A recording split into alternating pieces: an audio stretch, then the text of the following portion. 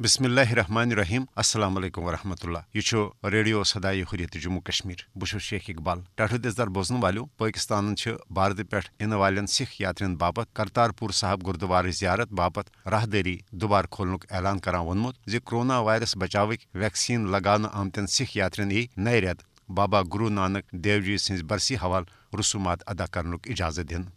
وزیر اعظم پاکستان جناب عمران خان کور سکھ مذہبک بانی بابا گرو نانک دیو جی سندس 550 زائے دہس پہ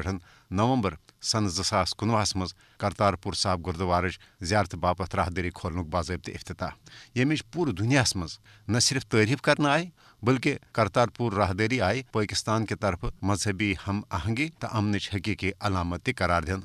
مگر پتمہ وری جنوری سن 2020 مز آئی بھارتس مز کرونا وائرس وبا کے شدید بحران پید سپدن پتہ کرتارپور راہداری سکھ یاترین باپت عرضی طور بند کرنا مگر ون یل پاکستان کرتارپور راہداری دوبارہ کھولنک فیصلہ کور بھارت ات مز رکاوٹ پید کرنچ کوشش کرنے لوگمت جنرل سیکرٹری پاکستان سکھ گردوارہ پربندک کمیٹی سردار امیر سنگھ سن ون یہ بھارت یس سکھن کرتارپور صاحب مقدس جائے ہز زیارت کرنے باپت بھارتک طرف راہداری کھولنے باپت تیار تہد ون بھارت مذہبی تعصب کن بھارتی سکھن کرتارپور ان نش رکاوان یل زن پاکستان سکھن سان تمام مذہبی اقلیتن ہندین مذہبی حقوقن ہند احترام تو پریت رنگ تحفظ فراہم کران مگر نریندر مودی حکومت یہ RSS کس ہندوتوا ایجنڈس پوچھر دن باپت بھارتی مسلمانن سان تمام اقلیتن ہند مذہبی حقوق سلب کرنے لجم